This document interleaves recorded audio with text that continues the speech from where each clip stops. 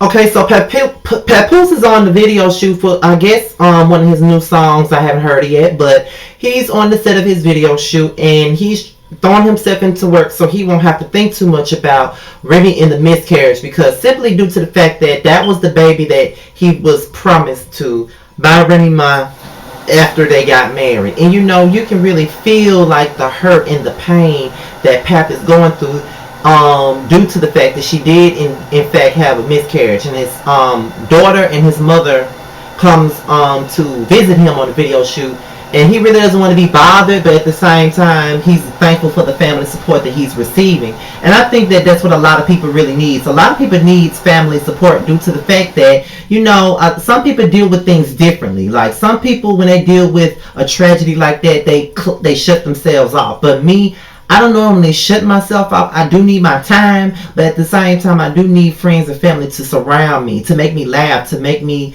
you know, be in a better spot, because I'm normally the one that's cheerful and get everybody together and make sure that everybody doesn't have a bad day. That's usually my job. But some days I might need somebody to have that job to be that for me. You know what I'm saying? So that's what they were to him. And they gave him some encouraging words, and they just told him that everything was going to be fine and that him and Remy would be okay. And that's really what it really comes to. Long as him and Remy is okay, that's fine. So later on, Remy and Pap, they discuss the situation, and Remy is still torn up about it. You can tell this ain't no fake shit. She's still torn up about the fact that she lost the baby. And she's like, you know, I get on stage, I do what I gotta do, and the whole time I'm thinking about that. But I gotta get on stage, cut my emotions off, and just let the world, you know, give the word, you know, I'm all the way up. I'm all the way up, and I look too good for my necklace and all that shit. But then once I get off the stage, I gotta deal with the real life. And that's really what it is. You know, I'm not no legit entertainer. You know, I'm on YouTube and I'm here to lend my opinion, but also entertain those that's watching my videos. So it's kind of like a lot of the times I be going through stuff, and you know, you got people hitting you up on Instagram, you got people hitting you up on Twitter when you ain't posting no video, not knowing what you're dealing with on the outside. Like just last night, I didn't even watch Love and Hip Hop till this morning. I didn't even want to do a review today, but due to the fact that I know that my friend is okay, that's fine, because my friend went missing, and there was people saying that she shot herself, there was people saying that she committed suicide, there were people saying that she had an overdose. It was so many different stories going around, and I was very, very worried about her. So I didn't know where to turn to, and I just knew that doing a video was my least priority. I said I'd do it in the morning, I do it in the afternoon, but I'm not doing it tonight. I'm not even going to watch the show tonight. That's what my mind frame was. I wasn't thinking about YouTube. I was only worried about my friend Chastity. That's all I was worried about. That's all my mind was concerned with. So I get what she's saying. Sometimes the real life thing kind of overpowers what you're trying to do as an entertainer. And Pap was like, it doesn't really matter if we don't have any kids together or not. Long as you're here and I'm here, I'm going to always be there for you. But Remy is stuck on the fact that this was the child that she promised him, and she couldn't even have kids. She may not even be able to carry a baby anymore. But Pap, being a good man that he is, he really doesn't care about all that. He really cares about Remy, and that's what's what's most important, to be quite honest. And honestly, you know what I'm saying? It is more important. You know, it's refreshing to see a relationship on Love and Hip Hop that's not all about drama. Like, you know, the Mimis and the Jocelyn's and the Stevie J's and the Kirk and Rashidas, you know, they're cool to look at from time to time, but sometimes you just want to see some black love that's uplifting. You know, we can get some of the drama, but have a balance. And I think that Remy and Pap do bring that balance to the bullshit that we see all the time on Love and Hip Hop. So kudos to them, and kudos to them sharing their stories about their love life, their kids' life, and their private and personal and professional lives. I love Remy Ma and Pap, and I just hope that they get their own spinoff at some point. You know, I'll watch it, because they really don't need to be on the show in the midst of all of this. They really don't. So, Peter Gunz. Rich and Self. Peter Gunz pretty much said that he was trying to smooth things out with Tara. He threw Tara a party, and he apologized to Tara and everybody else in the family, and they're on a better track. But you know, Self was like, but you just had a baby with a meaning, you know what I'm saying? But Peter just full of it, and I don't think he really knows what he want to be. Because I just seen the preview for next week. He said he wants to be with Amina, and Amina said that but you can always come back. All that dumbass shit. So I'm just sitting up here wondering, do you really know what you want, Peter, or are you just talking shit? Because it don't look like you really know what the fuck you want to do. Oh, but of course you don't know what the fuck you want to do. Who the fuck am I kidding? You know what I'm saying? But they get into Self, and they say that Self needs to talk to Cisco. Rich has talked to Self, Peter talked to Self, and if they can talk to Self and they had a bigger fish to fry with him, then he can. And he said, Self really wasn't for it, but he was like, okay, I'll talk to Cisco. You know what I'm saying? I'll talk to him just for the team.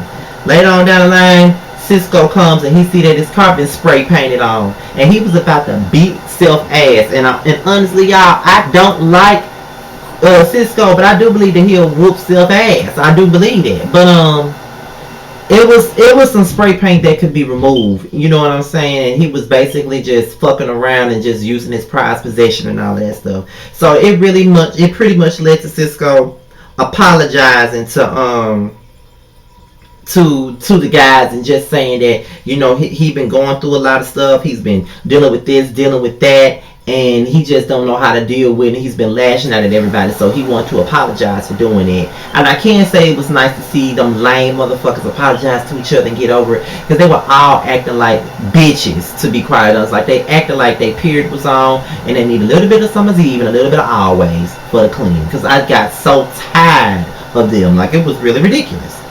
So we make it to Cancun, and Kimbella, Juju, and So Hood, they arrive there. They're getting a drink on, they're getting a sun on. They're just having a really, really good time. The next thing and another thing it was, Juju wanted to, let them read her book, and she said it's a perfect beach read for them. So she just wanted to let them read the book and let them, see what she had going on in the midst of them going out having a good time and just getting away from the drama that is New York. Next thing Yandy arrives and she brings Bianca with her, and that sets Kimbella off, and Kimbella feels some type of way because Bianca is her artist, so she's bringing work to the trip. Then why not tell me what's going on with Jewels?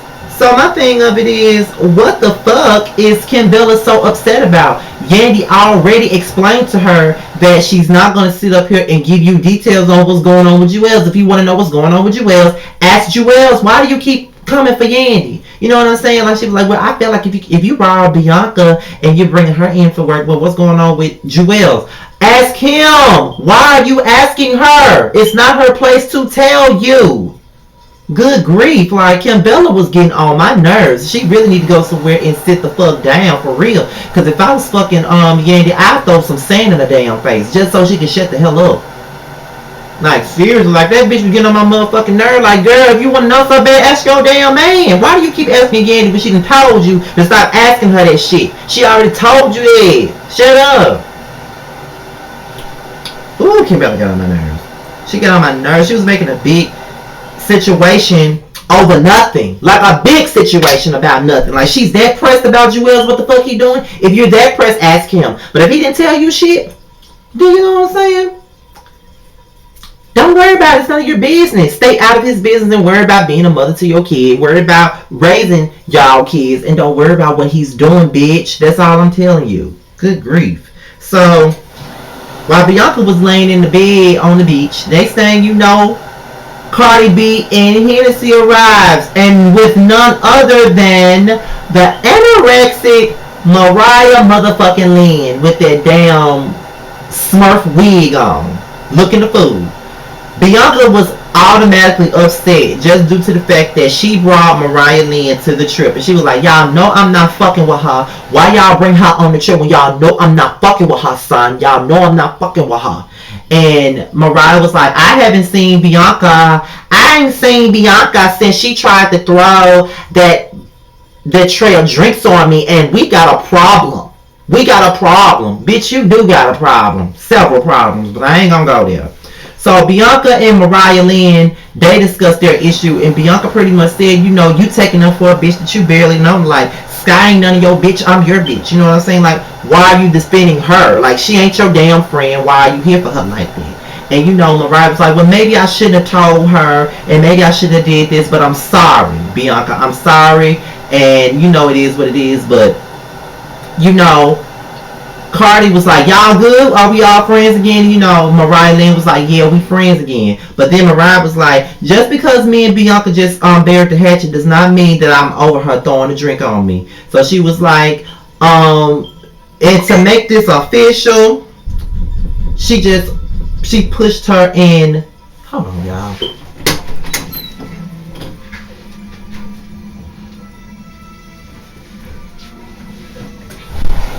Okay, I was beating on the door like a damn maniac. But she pushed her in the pool just because and got her hair wet, because that's what happened when Mariah Lynn did when Bianca threw the drink on her. She was basically returning the favor and just throwing her in the water just as well as the drink fell in her hair or whatever. So next thing you know, they all go out to the club.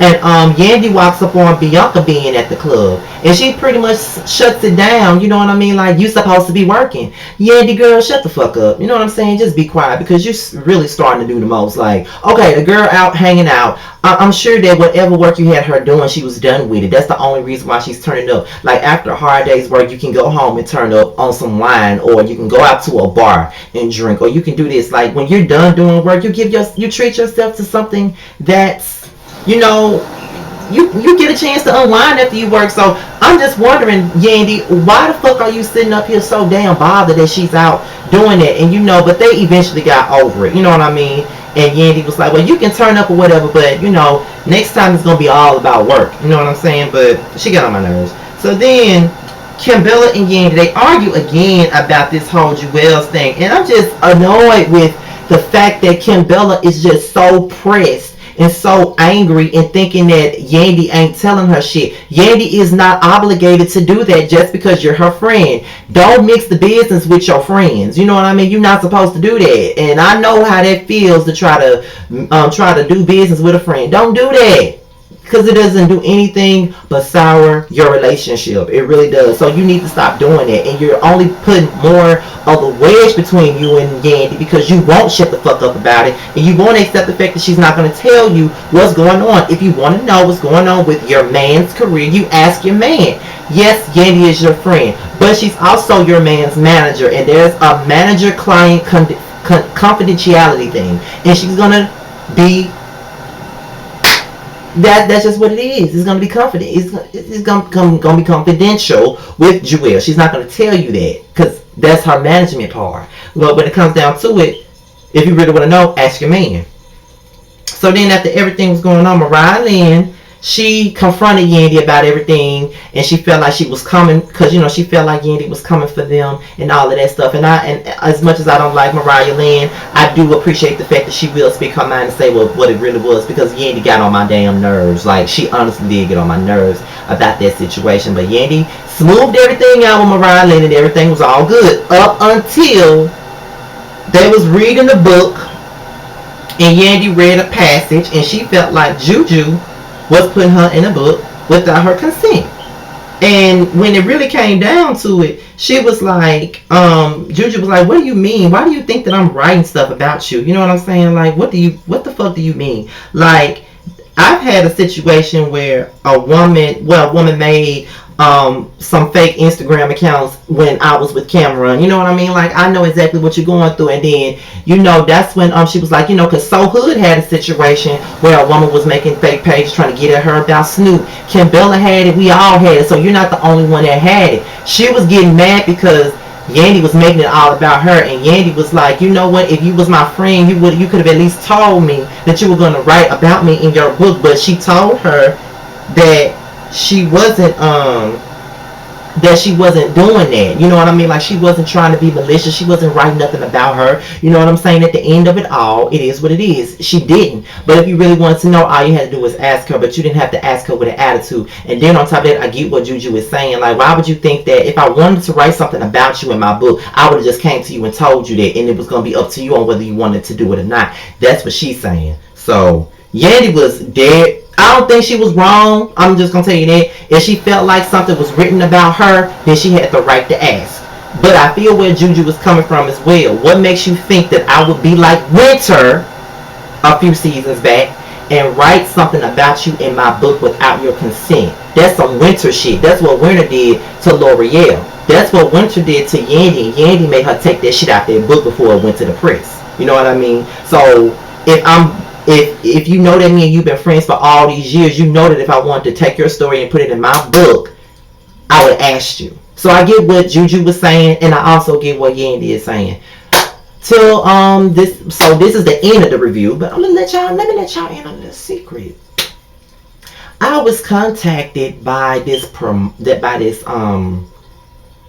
person, like this promotional person, like they promote parties, they do all sorts of stuff, and I'm seeing all of my YouTube colleagues and stuff, they're doing their things with the bookings, and promoters are hitting them up to host parties. Your boy might be winding up hosting a party to himself. You know what I'm saying? So I was very nervous when I got the contact, because they had wrote me like weeks ago, and a lot of the times when people be reaching out to you about stuff like that, I really don't pay attention to it, because I don't want YouTube to be my life. There's a lot of other things that I want to accomplish in my life, and but I've always said, if this does turn out to be bigger than what it is, then I just ride with it. You know what I'm saying? But I never had no one come to me about bookings and promoting a party or promoting me per se in my YouTube career, or even just asking me to host one of their parties. It was an LGBT promoter, and she contacted me. So